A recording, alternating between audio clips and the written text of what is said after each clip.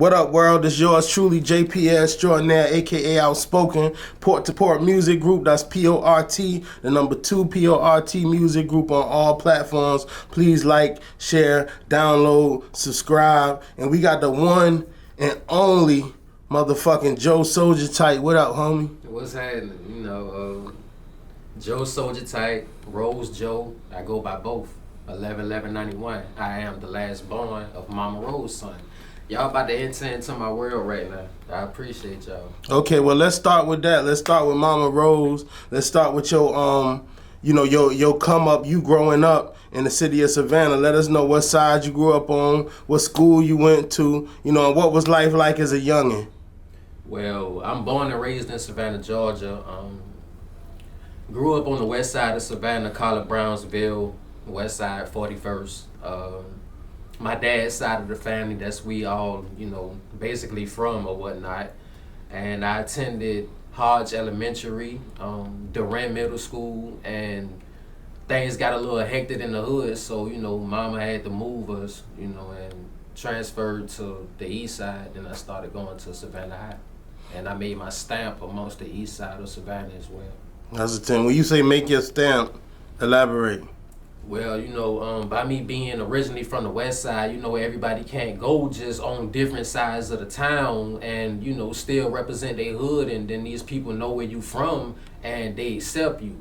They accepted me because I stayed solid throughout, all the obstacles, even in school, like just being in high school, certain little things that jump off, little beefs like that, but I never had to, grasp into that because I always been a solid individual and let people know where I came from, and I stood on it. That's a and fact. Just never let nobody disrespect me in any type of manner, and I always gave respect, so I just stayed stamped. So when coming up in the game, this is something that I like to ask too, because it's crazy.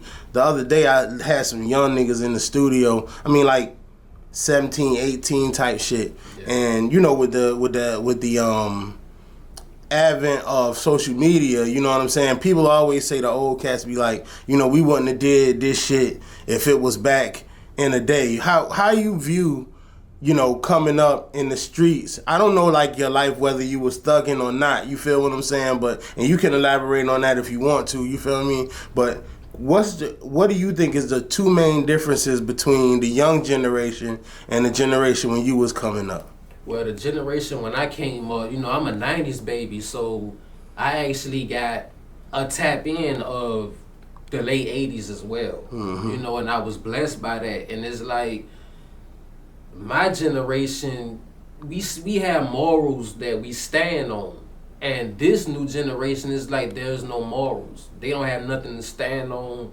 They don't care how they present themselves to this world. Right. And the 90s and 80s, we stood on all that. Like, you can't just, like, tight clothes and all these things is getting is getting out of hand. And, right. It also starts from the home first as well, but social media has a main part that plays in that also. But you don't think that, like, us is, because my thing is, I'm like, it's really our fault. You know what I mean? Because, and when I say our, I mean us is, our generation, the generation above them. Because you got to think about it, when we was coming up in the hood, like, the OGs used to be like, get your ass in the house. And I'm quite sure you was that type of dude. Exactly. With the youngins, like, get your ass in the house. This ain't the life you want to live. But now when you go in the hood, it's too glorified. Yeah, and the OG only 17 years old. You feel what I'm saying? Yeah. In my opinion, the younger people looking for leadership, you know what I'm saying? And I feel like we don't provide enough of that in our communities with these young cats, you know what I mean? Yeah. So we get mad at them for how they act, but ain't nobody really, I ain't saying you gotta go out there and check some shit, but, like, fuck with the little niggas type shit, you know what I mean? Some of them is ignorant and ain't no coming back from that, but I think that leadership among us is important, you know what I'm saying? Very, if you ask me, it's like positivity is played out there. Right. Nobody wants to be positive. Everything that these kids do now, it has to be negative. Right. If it's not negative, they're not tapping into it. Right. And I witnessed this in my own section. You know what I'm saying? Like I say, call it Brownsville. I've witnessed, certain OGs just turn the little ones into crash dummies. Right. You know, like, that's facts too. And I also go off of common sense. Some things is common sense. You got your own mind as well. Like, you know, right from wrong. So when somebody telling you to do this, you know, you still have a choice at the end of the day. So if you choose to, you know, make this wrong decision, it's because of what? You wanting to fit in, and you think you're going to earn stripes, and stripes is not being earned how it used to be earned in the 80s and 90s. It's getting earned being the crash dummy. That's a fact. So coming up, like, what was some obstacles or some hardships or things that you went through growing up that kind of molded you into the person that you is today? Well, first I want to say I was blessed just to have a mother and father, and you know, in the same household, because the typical and normal story is, you know, I didn't have a father. Right. You know, I had mine my whole life, you know, and he passed in November of 2020, and I also lost my mama, you know, at the age of 17, you know, so that, you know, led me to, you know, drop out of school and kind of, you know, spiral out of control and things like that, you know, and tap into the streets, which I didn't want to do, but, you know, I just lost all focus with school after that, because I felt like the love of my life is just gone now. So right. The streets is what I'm going to show love to. Sound crazy, but I was 17, that's what my mind was on. So, you know, just losing her, you know, after that, you know, it just had my mind elsewhere. You know, I was still in school, but, you know, I go to school, and when I get in class, I'm not paying attention to nothing that the teacher talking about. You know, I was sitting at the desk, you know, just writing on the desk, you know, rest in peace, Mama Rose, you know, just tatting up the desk. That's what I was doing, you know, and, you know, I just, you know, I dropped out. And to be honest, the reason why I got kicked out of school was because I had on a shirt under my uniform shirt that was airbrushed, because my cousin was locked up at the time, and I had an airbrush shirt on that said "Free Lil Shife." That man the principal made me take my shirt, my uniform shirt off, just so he could see the back of my shirt, and he kicked me out of school for that. Oh, wow. So after that, it was, you know, I ain't had nothing to turn to. You know, my daddy had lost the spot that we was living in, and everybody went their separate ways. My daddy went his way, you know, my brothers went their way, and, you know, I just felt alone. I just felt by myself, and then, you know, only person I had was, like, friends in the street. You know, one of my friends, you know, I used to have to sleep, you know what I'm saying, in his car. You know what I'm saying? Like, things like that. You know, until I, you know, got with another friend, you know, and his mother allowed me to stay there or whatnot like that. But, you know, that's what I was going to ask you. I was going to ask you, like, after something like that happens, like, who becomes, you know, the person, the father figure, the mother figure in your life, and did they help you, like, you know, kind of get out that funk or that rabbit hole that you was in? To be honest, you know, my brothers helped to a certain extent, but me getting out of that, I got out of that by myself. You know, even though it took, you know, for me to hit my head a couple of times, you know, started selling drugs and stuff like that. Tried selling weed and stuff, got caught, you know, then I had to do time in the county jail or whatnot. And even in the county jail, you know, like I said earlier, you know, you can't go too many places and represent where you from and people accept you. I got locked up, did time on Unit 5, and I got accepted. People knew I was from the West, you know what I'm saying? I'd get off my bunk and I'd draw the whole street pole on the wall and put 41st on it, you know what I'm saying? But it was a cat, you know what I'm saying? Shout out to Poop Dog, you know, that's from the turf as well. He seen me, you know, and he knew my family, he knew who I was, you know, and he knew my cousin Georgette, you know, and he knew Shife and all them.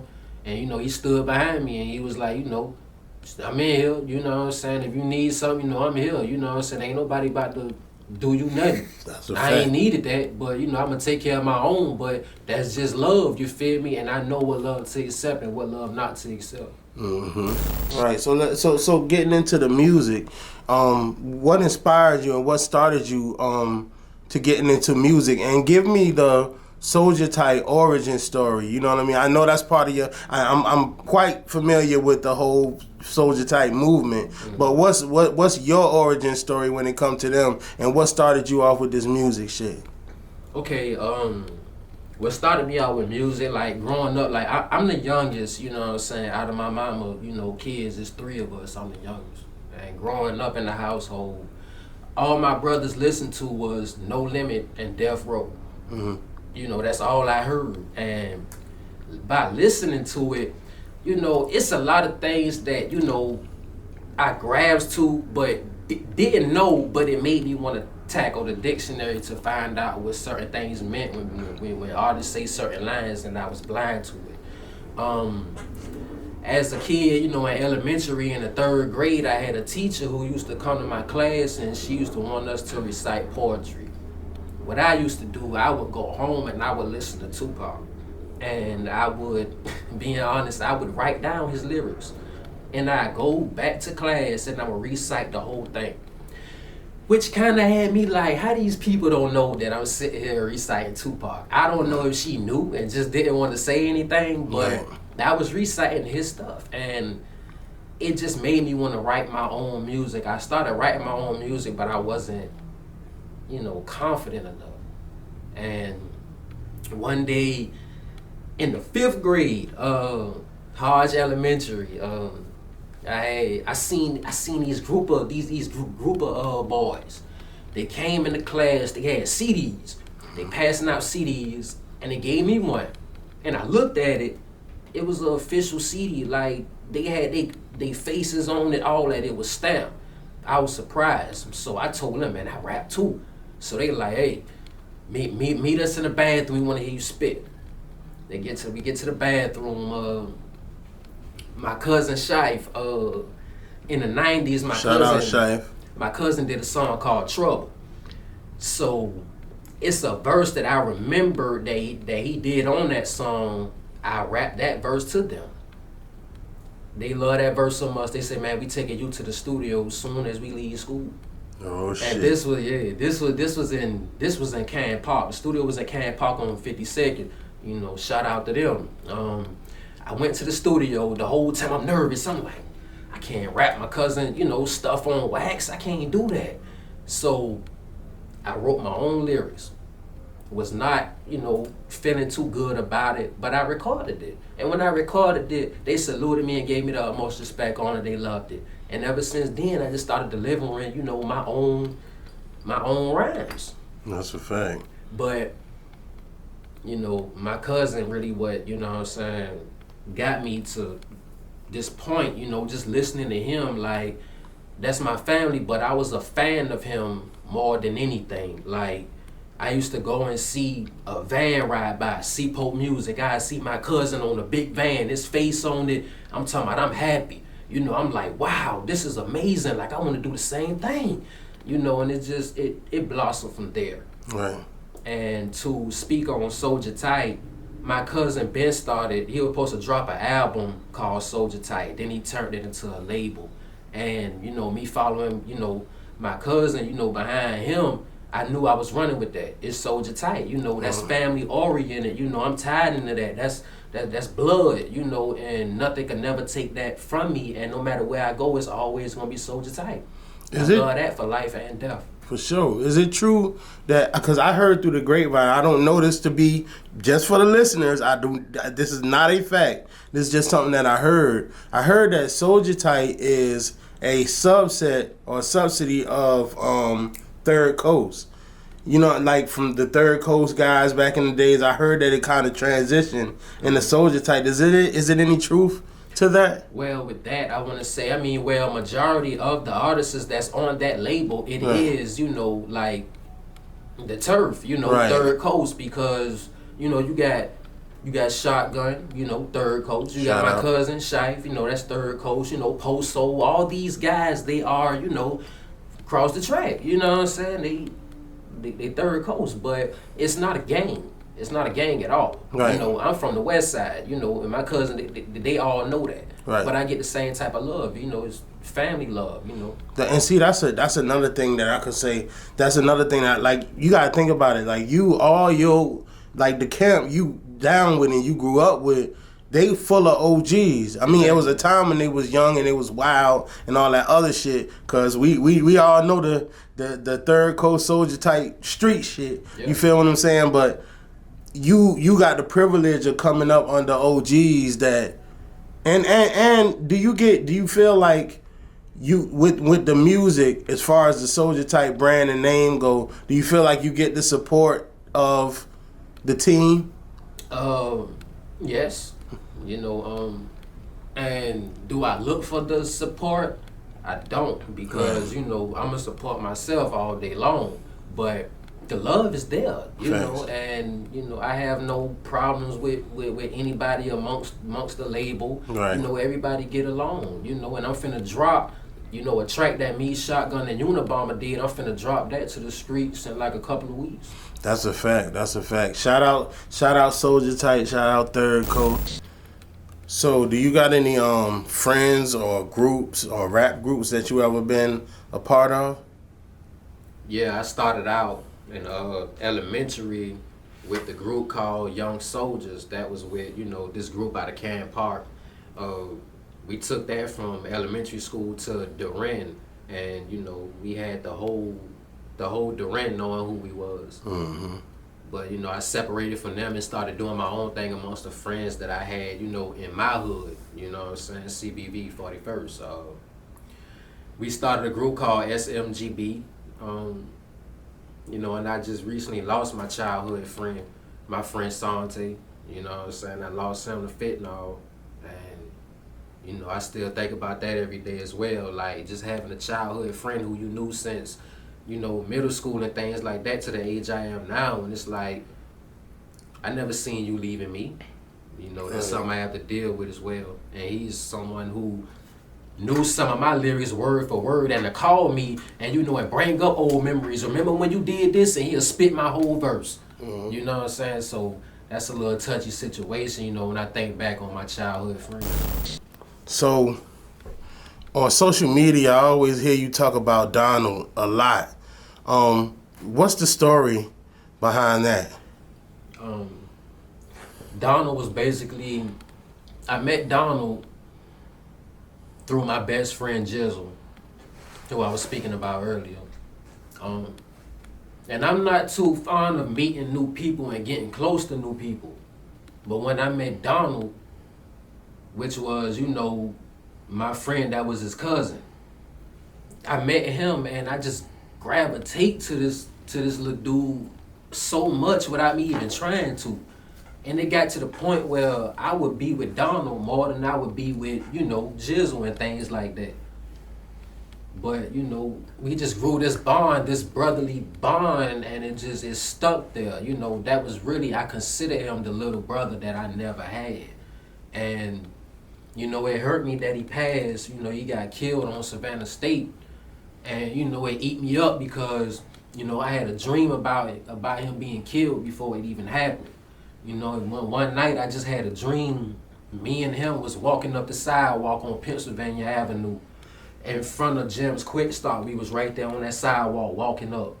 And then we had ventured off into the parking lot and started walking up. And next thing I know, I just heard a gunshot. And Donald was right on the right side of me and his whole body just dropped. And I just turned around. I didn't see anyone. I didn't see nobody. And I ran. I kept running. And I got to a house. And I started knocking on the door. And this old man, he had opened up the door and he grabbed me. You know, he grabbed me by the arm and he took me to the back of his house. When he took me to the back of his house, it was another door. When we got to the door, he opened the door and it wasn't nothing but a choir. It was like a mini church. It was a choir, and you know, people, you know, ladies singing and stuff like that. And I just woke up out the dream, and I just couldn't stop crying.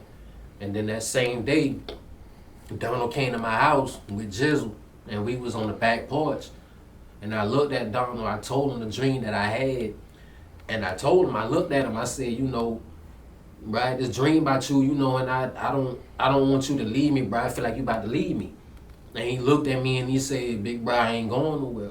He never really called me Joe or Joseph. He always said Big bro. And he told me he wasn't going nowhere. And a couple of days later, he got killed at Savannah State. And he told me he wasn't gonna leave me, and he left me. Damn. R.I.P. Donald, man.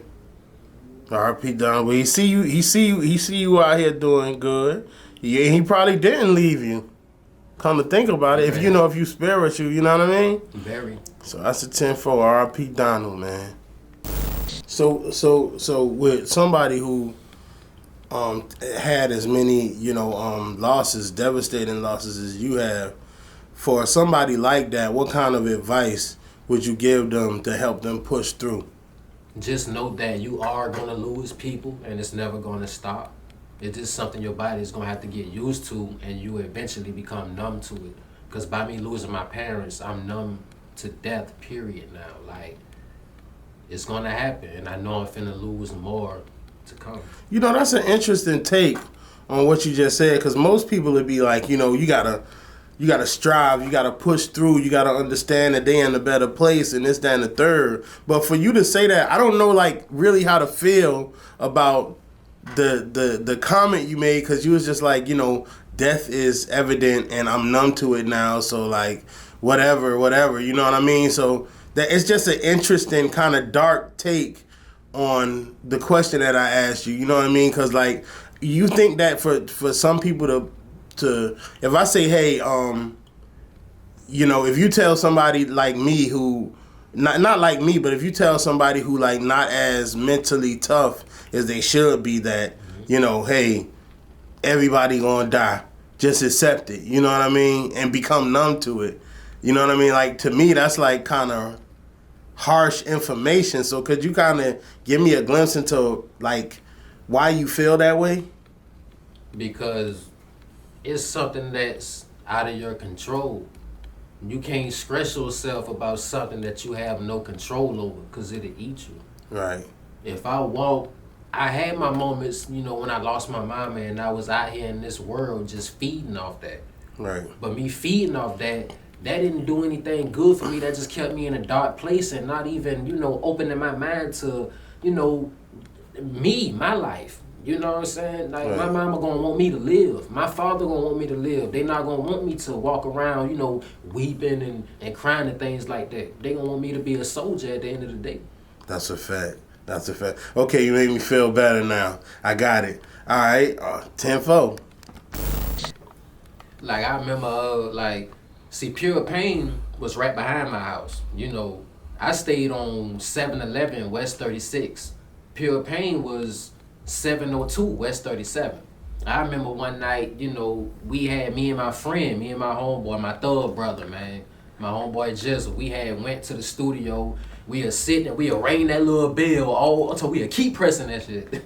So they'll look in the camera and see us. But this particular night, they let us in. So we went in, they never let us rap. They knew we rap, but we was kids, man. They wasn't gonna let us get behind the mic with profanity and all of that. But they'll let us sit down and watch Rome Bad Daddy record. So we be sitting, listening to him recording things like that.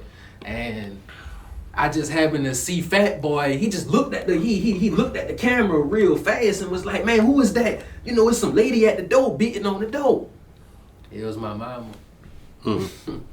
My mama was beating on the door, and they came to the door and opened it for her, and she seen me, and then she just, you know how mamas do. Mama got crazy, bring my son from up out of there. Don't have my son in there. And then, I came out and she just snapping on me. What I told you about coming here, don't be going over there and stuff like that. And, it was just, we just love to go to Pure Pain. That was the highlight of Savannah. We'll go there, and they'll let us get posters. They say get one. We take stacks. You feel me? Take a stack of posters. I give them to my brother, hang them all on the wall, like. This was all in the camouflage era? Yeah. But at that particular time, camouflage had already passed. I only had one moment when I went to the studio when he was alive. That's when Keeping It Real came out. And, you know, I went in the studio. It's always cold in Pure Pain, just so you know. Smell good and it's always cold. So, you know, Camouflage had signed my poster, which I still have to this day. And my brother was with me too, the middle one, Terry, he was with me. And he signed Terry poster, but the poster that he got was a little square poster. It wasn't that big, but, you know, it was moments like that that I cherished that I would never forget. Like, you know, and I see that place every day, and you know I miss it. You know, miss him as well. That's a fact. You said that you said that you actually was around the day when he had got shot. Talk about that experience. Me and my friends, man, me, Josh, we was playing basketball on 40. That was 42nd and Bullet. We was playing basketball. It was a little doomy date. You know, we playing basketball, having fun, but we just heard shots ring out. You know, we knew that we knew, you know, it came from, you know, down the block somewhere, but we thought it was the average, you know, the norm, you know, just a shooting in the hood. But then, you know, cars riding by, you know, oh my God, Camouflage got shot, Camouflage got shot. So we all ran down to, you know, to the studio, and then when we got there, it was just yellow tape everywhere, and I actually seen, you know. Oh man, that image. Yeah, you know what I'm saying. That was the first time, you know, that was actually my first dead body that I saw was Camouflage. You know what I'm saying. I actually seen, you know, his brain fragments. You know what I'm saying, on the street. You know, it was covered up with that green blanket, and the news reporters and all was out there, and I don't know why the white lady came to me. She came to me and asked me did I have anything to say about, you know, Camouflage. And, you know, I spoke highly of him. And she put the article in, you know, she put my stuff in a newspaper article. And to this day, you can go on the internet and see, you know, my article. But that was just, you know, that whole day was just weird. Yeah, like, you know, then I went home because I stayed on 42nd and Bullet. I went home, cut the radio on, and that's all they was talking about was Camouflage. That's a fact. That's a fact, man. So coming up in the you know, the Pure Pain era and being around, you know, all these OGs, and shout out Rome Bad Daddy too, man. That's one of the OGs in the city, man, that held it down with music from the jump. What you think? How do you feel about? Because I think that you like in between generations. You in between the, you know, the Tupac, you know, Biggie, Boosie generation and the Future, Drake, NBA YoungBoy generation. What you think is the two main differences in the music? From back then versus now. Back then it was more heartfelt music being released. Now, you know, it's just, you know, it's everything. Mm-hmm. You know, it's not heartfelt. It's just rapping. You know what I'm saying? It ain't even rapping most of the time. Sometimes singing. Yeah, that too. You know, nothing is, you know, everybody is following a trend. Nobody is trend setting anymore. And, you know, that's the main difference too. Because back then, you feel me, ain't nobody sounded the same. That's a fact. Everybody sounded different. You knew who was who. Right. You know. Everybody had their own style. Yeah. So back to you know, to your situation as far as you spiraling after, you know, you lost your parents. You know, first of all, tell me about a little more in depth about what it was you was doing at the time you were spiraling, where your mind was at, and how was you able to dig yourself out of that and get yourself together. You know what I mean? Well, when she passed, my mama, she passed right in front of me. My mama had liver failure, and, you know, we went to the hospital and things. She was still alive, and during that time, you know, I was in the hospital, and I started writing a song for my mama, because the whole plan was, I was like, when she make it out of this, you know, I said, I'm gonna rap this song to her in front of her face, so she can know, she know I love her, but I want her to see my talent, and I want to express my love to her throughout the music in front of her. So I was writing down my first verse. I wrote the first verse, completed it. So now it's time to write the second verse.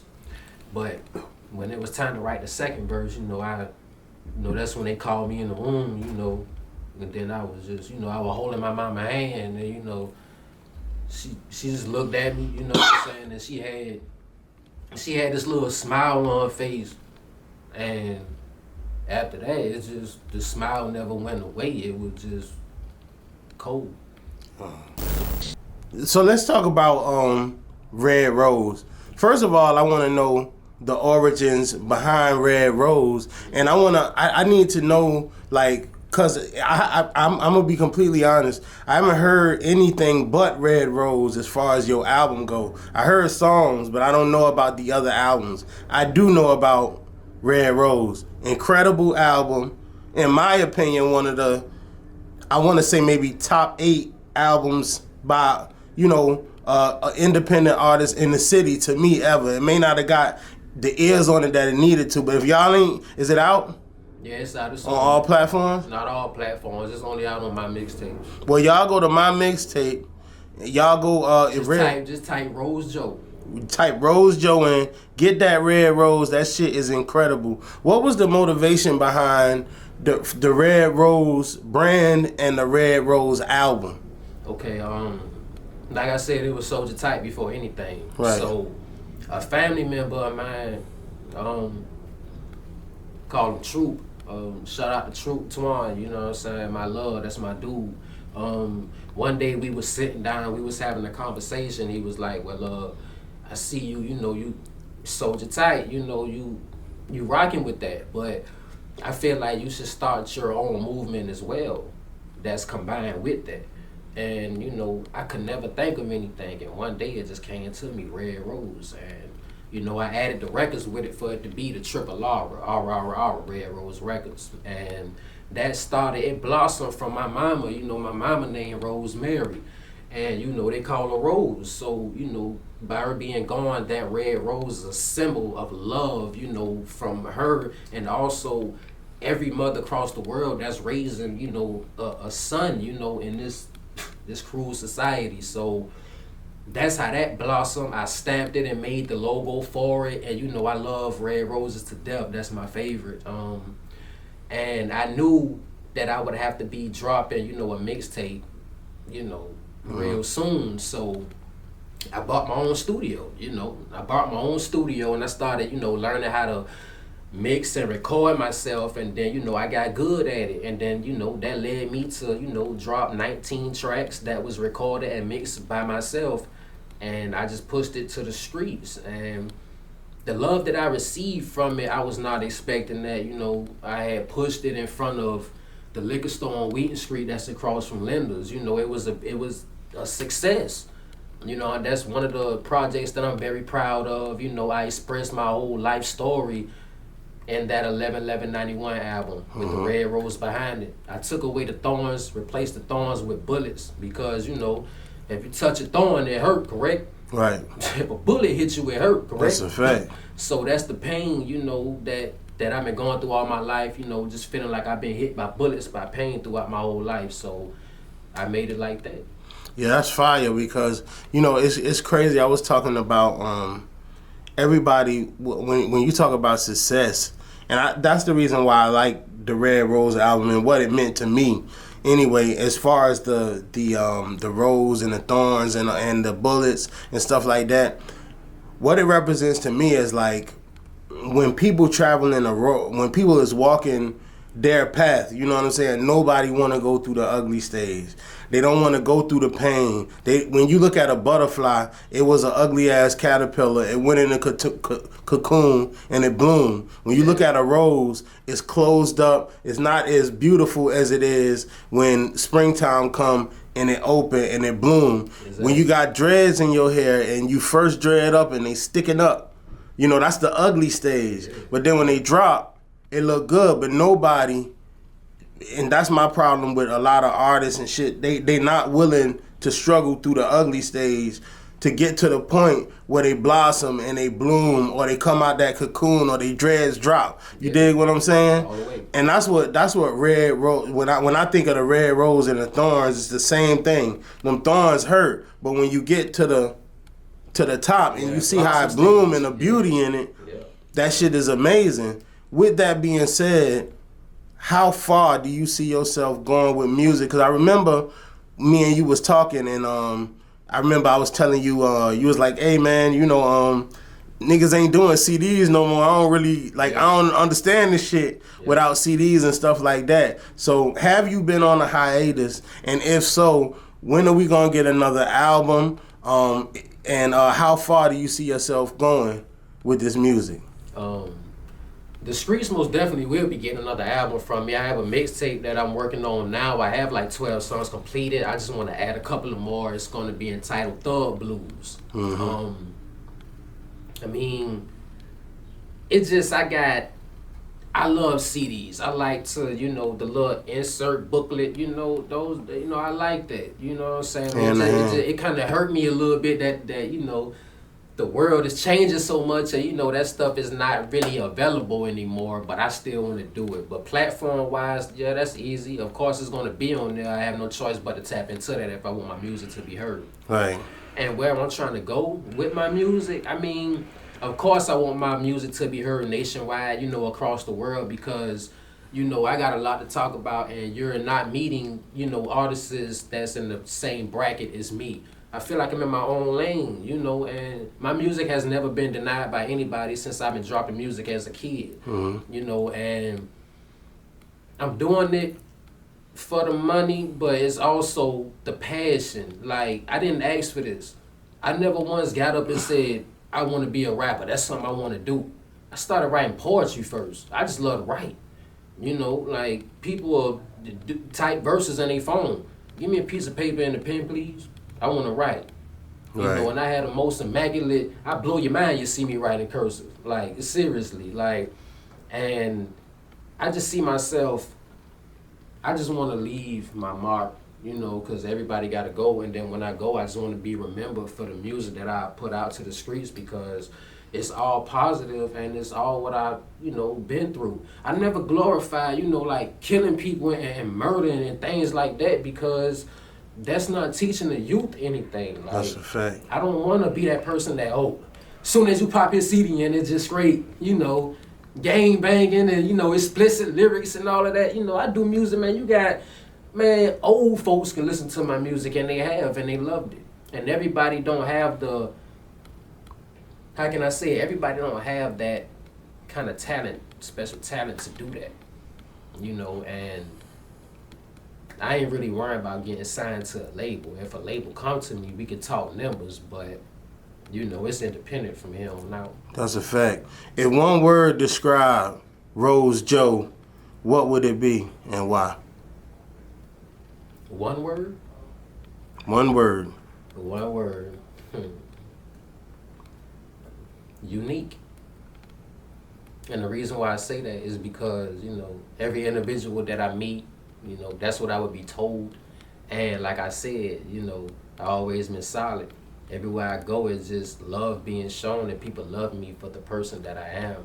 Right. And I'm just blessed to be Mama Rose's son. Like, my daddy and my mama, they instilled so much inside of me amongst the human being that I am. I'm just blessed, and I'm different, and I'm proud to be different, I mean, can't you look at me and tell? That's a fact. Well, I know you personally, so I know what's going on. Yeah. The funny thing is that a lot of people say that I'm not like the next person, like I'm not, but everybody right now sound the same. They like spawns of NBA Youngboy, especially NBA Youngboy. Shout out to him, but boy, he got the streets fucked up.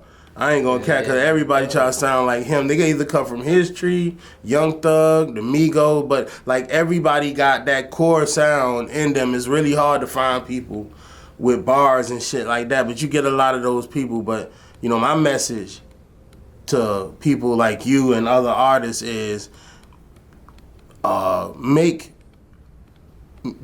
music for the time. Make timeless music. You know what I'm saying? Okay. So that down the line, people can listen to it in their age like fine wine. You feel me? Niggas like No Offense, fuck it, offense. Goddamn niggas like 6ix9ine. In 20 years, 30 years, nobody gonna give a fuck about that music. Nobody gonna jam it. Ain't nobody gonna remember it. You feel what I'm saying? So I think that's one advantage that you got over a lot of artists is that you make music that's gonna age well, that you could listen to down the line and be like, damn, just like Pop. Yeah. When you could feel that shit, you know what I mean? Speaking of Pac again, I was blessed to. I used to write letters to Tupac mama. My mama used to help me write letters. I used to send them to the Tupac Amaru Shakur Foundation for the Arts that's located in Atlanta, Georgia. Right. She wrote me back numerous of times, you know what I'm saying? And, I'm so proud of that. And, it kind of hurt me when she passed as well because, she was all that was left, I feel like I had that was out of a piece, of Tupac, and I was blessed to be able to, that's a fact. Talk to her. Outside of Tupac, because I already see that's a huge influence on you. Who else did you look up to? When it came from a music standpoint, who did you look up to, or who kind of motivate? I don't want to say motivated, but just who did you look up to from a music perspective? Mac from No Limit. Shout out Mac, he home too. Yeah. That's a fact. Yeah. Shout out Mac. And I actually used to send him letters when he was in prison. He wrote me back twice. And he told me one thing that always stuck with me. Vocabulary is everything. That's a fact. That's something, but I don't think I met any artists outside of you that told me they actually wrote to their, the people that they idolize. You know what I'm saying? That's fucking dope. Okay, man, well, 2 more things I need you to do. One, I need you to look directly into this camera. I need you to tell mom and dad, you know what I'm saying, send them a message about their little boy and what he gonna do coming. Mama, your baby boy on his way. I will always be your baby boy at that. 11/11/91, the last born. Mama, I'm still making my mark in this world, still doing what you taught me, still presenting quality street music, and it's gonna blow from here. And Dad, you installed a lot in me as well, and I would never give up because you molded me to be a soldier. Just like you. I was born on Veterans Day. My daddy, you a Vietnam vet, so. It just seemed like my life don't have a choice but to blossom from here like a red rose.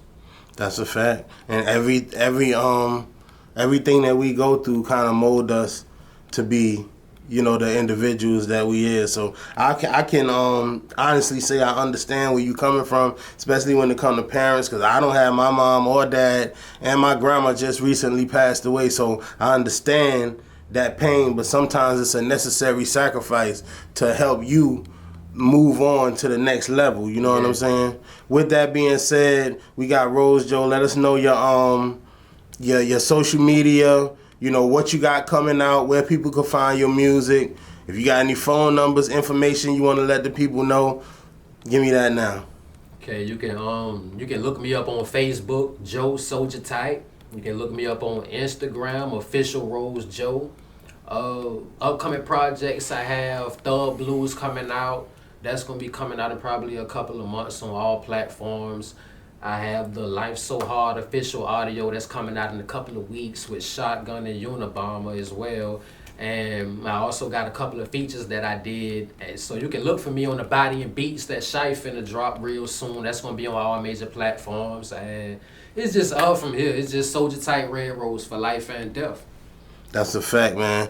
With that being said, man, we out. RoseJoe, yours truly, JP Extraordinaire, a.k.a. Outspoken, Port to Port Music Group. That's P-O-R-T, the number 2, P-O-R-T Music Group, and we are out.